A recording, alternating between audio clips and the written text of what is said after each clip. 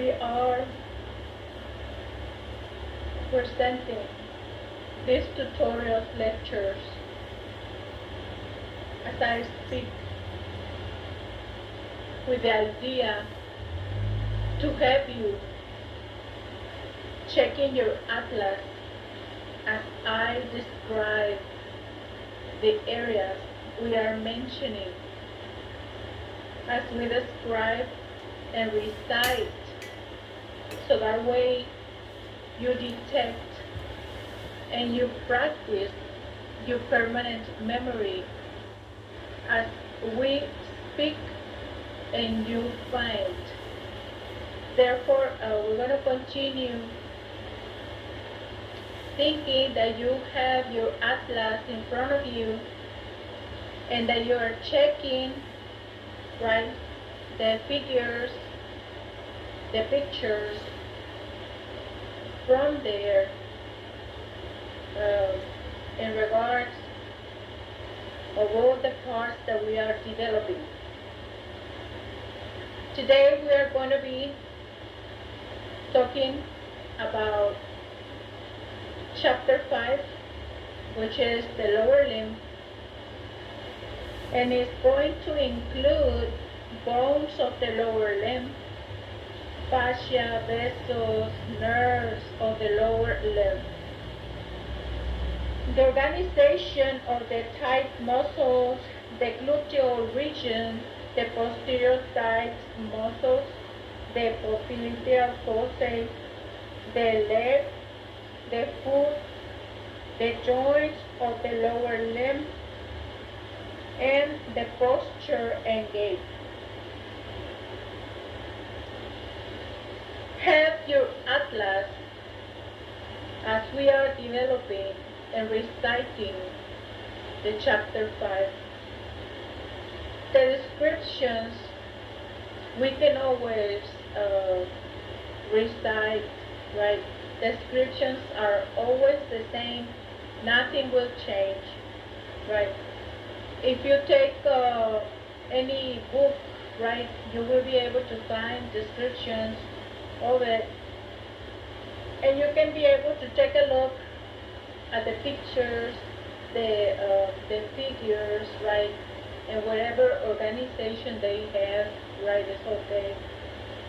And as we describe, right, since we would like you to practice your permanent memory, where you can have reference, we recite the description, right, and you take a look at the regions, right, we are describing, so you can picture and see with details what we are talking about. This way you challenge yourself, right, to find the things that you should be able to know as basics, right? So therefore cover your basics so you can have the jargon, so you can localize, so you can picture, right, and what we're talking about, and learn the description of it.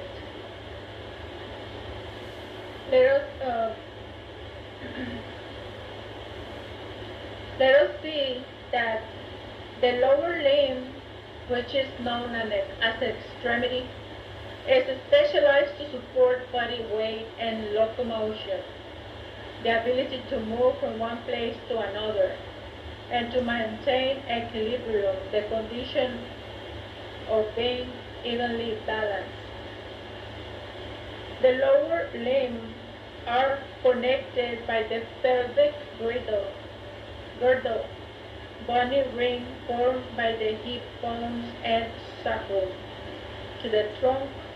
Some muscles acting on the lower limb arise from the pelvic girdle and vertebral column. It is customary when describing the lower limb to include regions that are transitional between the trunk and lower limb, such as the gluteal region, right? The G glottis, buttocks.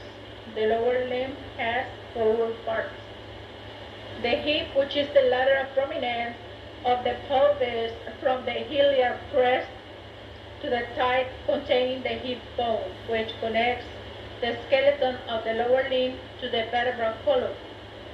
The thigh, the part between the hip and knee, containing the femur thigh bone, which connects the hip and knee.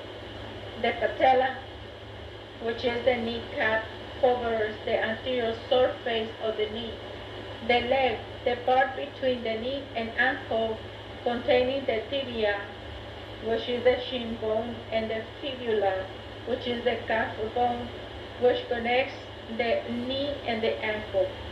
The foot, distal part containing the tarsus, metatarsus, and phalanges. The toe bones, which connect the ankle and the foot. The bones of the lower limb. The skeleton of the lower limb is composed of the pelvic girdle, formed by the two hip bones, joined at the pelvic symphysis, L symphysis pubis, and the sacrum. The pelvic girdle and sacrum together form the bony pelvis. The skeleton of the free limb is attached to the pelvic girdle. The arrangement of the lower limb bones, the body weight is transferred from the vertebral column to the pelvic girdle, and from the pelvic girdle throughout the hip joints to the femur. Observe that each femur is directed inferomedially through the thigh towards the knee joint, right? Where it's distal and articulates with the patella and tibia of the leg. The fibula does not articulate with the femur. Weight is transferred from the knee joint to the ankle joints by the tibia. The fibula is firmly bound to the tibia inferiorly and forms an important part of the ankle joint. The tarsal and metatarsal bones of the foot form a flexible but stable support for the body. The hip bone, the mature hip bone, L. oxate innominate bone, is a large flat bone formed by the fusion of the ilium, ischium, and pubis at the end of the teenage years. The hip bone forms the bony connection between the trunk, which is sacrum, and the lower limb, which is the femur. The two hip bones, which with the sacrum and coccyx, form most of the bony pelvis, are united anteriorly by the pubic symphysis. Each of the three bony parts of the immature hip bone forms from its own primary center of ossification. 5 secondary centers of ossification appear later. At birth, each hip bone consists of 3 separate primary bones, the ilium, ischium, and pubis, joined by hyaline cartilage. In infants and children, these large parts of the hip bones are completely ossified. At puberty, the 3 primary bones are still separated by a Y-shaped triradiate cartilage centered in the acetabulum. The primary bones begin to fuse at 15 to 17 years. The fusion is complete between the 20th and 25th birth or years. Little or no trace of the lines of fusion of the primary bones is visible in older adults. Although the bony components are rigidly fused, their names are still used in adults to describe the 3 parts of the hip bone. The ilium composes the large part of the hip bone and contributes the superior part of the acetabulum. The ilium has a wing-like posterolateral surface the ala, L wing, that provides attachment for the gluteal muscles laterally and the iliacus muscle medially. Anteriorly, the ilium has an anterior superior iliac spine and inferior to it an anterior inferior iliac spine. From the anterior superior iliac spine, the long curved superior border of the ala of the ilium. The iliac crest extends posteriorly, terminating at the posterior superior iliac spine. A prominence of the external lip of the crest, the tubercle of the iliac crest, lies 5 to 6 centimeters posterior to the anterior superior iliac spine. The posterior superior iliac spine also marks the superior end of the greater sciatic notch. The lateral surface of the ala of the ilium has 3 rough curved lines, the posterior, anterior, and inferior gluteal lines, that separate the proximal attachments of the 3 large gluteal muscles of the buttocks. Medially, the iliac wing has a large smooth depression, the iliac fossa.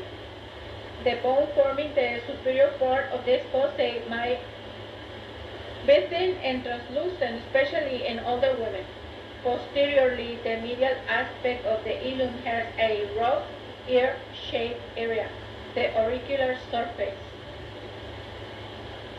For articulation with the reciprocally shaped auricular surface of the sacrum at the sacroiliac joint. The ischium composes the posterior inferior part of the hip bone. The superior part of the body of the ischium fuses with the pubis and ilium, forming the posterior inferior aspect of the acetabulum. The ramus of the ischium joins the inferior ramus of the pubis to form a bar of bone, the ischiopubic ramus, that constitutes the intermediate boundary of the obturator foramen. The posterior border of the ischium forms the lower margin of a deep indentation, the greater sciatic notch. The large triangular ischial spine at the inferior margin of this notch is a sharp demarcation separating the greatest sciatic notch from a smaller rounded inferior indentations. The lesser sciatic notch, the rough bony projection at the junction of the inferior end of the body of the ischium and its ramus, is the large ischial tuberosity. The body's weight rests on this tuberosity in the sitting position. The pubis composes the anteromedial part of the hip bone and contributes the anterior part of the acetabulum. The pubis is divided into a flattened body and 2 rami, superior and inferior. Medially, the symphysial surface of the body of the pubis articulates with the corresponding surface of the body of the contralateral pubis by means of the pubic symphysis. The anterosuperior border of the united bodies and symphysis forms the pubic crest. Small projections at the lateral ends of this crest, the pubic tubercles, are extremely important landmarks of the inguinal region. The posterior margin of the superior ramus of the pubis has a sharp raised edge. The pecten pubis, pectineal line, is known also, which is a part of the pelvic frame. The obturator foramen, the obturator foramen is a large oval or irregular triangular aperture in the hip bone. It's bounded by the pubis and ischium and the rami, except for a small passageway for the obturator nerve and vessels, the obturator canal. The obturator foramen is closed by the thin, strong obturator membrane covered in both sides by attached muscles. The acetabulum is a large cup-shaped cavity or socket on the lateral aspect of the hip bone, which articulates with the head of the femur to form the hip joint. All three parts of the hip bone join to form the acetabulum. The margin of the acetabulum is deficient inferior at the acetabular notch, which makes the fossa resemble a cup with a piece of its lip missing. The raw depression in the floor of the acetabulum is extending superior from the acetabular notch is the acetabular fossae. The acetabular notch and fossae also comprise a deficiency in the smooth articular lunate surface of the acetabulum, which actually articulates with the head of the femur. Anatomical positions of the hip bone, surfaces and borders of the hip bone are named according to their anatomical position. To place the hip bone in this position, place it so that the acetabulum faces laterally and slightly anteriorly. Anterior superior iliac spine and the anterosuperior aspect of the pubis lie on the same vertical plane. When the ischial spine and superior end of the pubic symphysis are approximately in the same horizontal plane, the symphysial surface of the pubis is vertical, parallel to the median plane. The internal aspect of the body of the pubis faces almost directly superiorly. It essentially forms a floor on which the urinary bladder rests. The acetabulum faces inferiorly with the acetabular notch directed inferiorly. A obturator foramen lies inferior to the acetabulum. Tip of the coccyx is typically on a level with the superior half of the body of the pubis. The femur, the longest and heaviest bone in the body, transmits body weight from the hip bone to the tibia when a person is standing. Its length associated with a striding gait is approximately a quarter of the person's height, approximately 108 centimeters or 18 inches. The femur consists of a body known as shaft and two ends, superior and inferior. The superior end of the femur consists of a head, neck, and two trochanters, which is the greater and lesser. The head of the femur projects superomedially and slightly anteriorly when articulating with the acetabulum. The head is attached to the femoral body by the neck of the femur. The head and neck are an angle of 115 to 140 degrees, averaging 126. To the long axis of the body of the femur, the angle is widest at birth and diminishes gradually until the adult angle is reached. It is less in females because of the increased breadth of the lesser pelvis, which is the true pelvis or pelvis minor, and the greater obliquity of the body of the femur. Although this architecture allows greater stability of the femur at the hip joint, it imposes considerable strain on the neck of the femur. Considerable fractures of the femoral neck can occur in older people as a result of a slight stumble. Where the neck joins the femoral body are two large, blunt elevations, the trochanters. The rounded, conical lesser trochanter extends immediately from the posteromedial part of the junction of the neck and body. The greater trochanter is a large laterally placed bony mass that projects superiorly and posteriorly where the neck joins the femoral body. The side where the neck joins the body is indicated by the intertrochanteric line.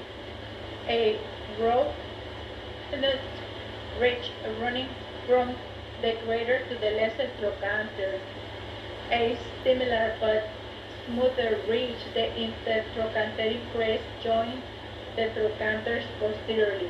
The rounded elevation on the crest is the quadrate tubercle. Posterior view. Observe that the greater trochanter is in line with the femoral body and overhangs a deep depression medially, the trochanteric fossa. The body of the femur is slightly bowed anteriorly.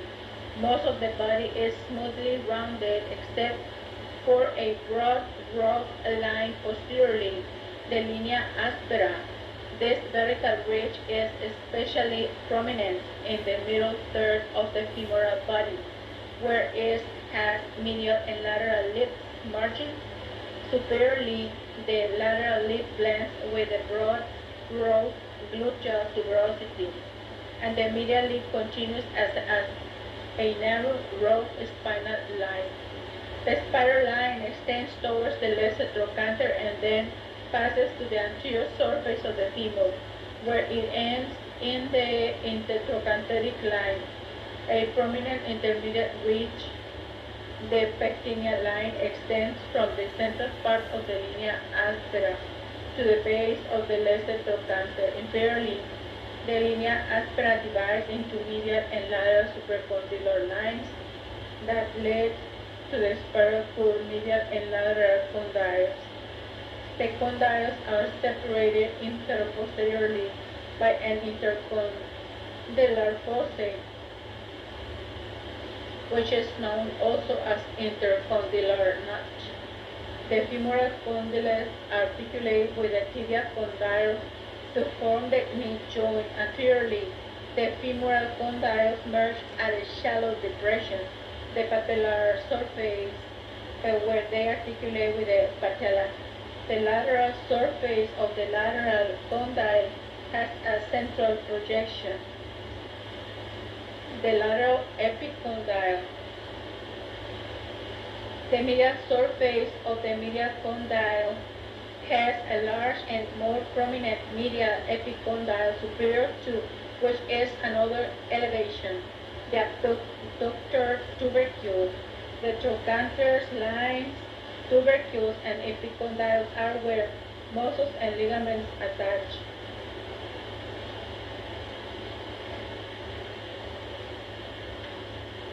The tibia and fibula. The tibia and fibula are the bones of the leg, and the tibia supports the body weight. It articulates with the condyles of the femur superiorly and talus inferiorly. The fibula does not transmit a body weight. It is mainly for the attachment of muscles, but it also provides stability to the ankle joint. The bodies of the tibia and fibula are connected by an interosseous membrane composed of strong oblique fibers. Tibia, except from the femur, the large weight-bearing tibia is the largest bone in the body. The tibia is located on the anteromedial side of the leg, nearly parallel to the fibula. The proximal end of the tibia is enlarged because its medial and lateral condyles articulate with the leg condyles of the femur. The superior surface of the tibia is flat, forming a tibial plateau. Consists of the medial and lateral tibial condyles and an intercondyle eminence. The eminence of the tibia fits into the intercondylar fossa between the femoral condyles. The lateral tibial condyle has a facet anteriorly for the head of the fibula. The body of the tibia is somewhat triangular and has medial interosseous, which is lateral, and posterior surfaces. Its anterior border or crest has a broad oblong tibial tuberosity, providing a distal attachment for the patellar ligament, which stretches from the apex and joins the margins of the patella to the tibial tuberosity. The anterior border of the tibia is subcutaneous and is the most prominent border. The body of the tibia is prominent at the junction of its middle and distal thirds. The distal end of the tibia is smaller than the proximal end and has spaces for articulation with the fibula and talus, and inferiorly directed projections from the medial side of the inferior end is the medial malleolus, which has a facet on its lateral surface for articulation with the talus. The interosseous border of the tibia is sharp where it gives attachment to a dense fibrous membrane. The interosseous membrane uniting the two leg bones. On the posterior surface of the proximal part of the tibia body is a rough diagonal ridge, the soleal line, that runs intermediately to the medial border, approximately 1/3 of the way down the body. Immediately distal to the soleal line is an oblique directed vascular groove which leads to a large nutrient foramen. From it, the nutrient canals run inferiorly in the tibia before it opens into the medullary marrow cavity. Let us check the atlas, the right tibia, which is known as the shin bone, right? And fibula, which is known as the calf bone, right? Let us take a look at the right femur, right, in adults. Let us take a look at the lateral aspects of the hip bone, right? Let us check the right hip bone of an adult in the anatomical position, the parts of the hip bone in the atlas, right?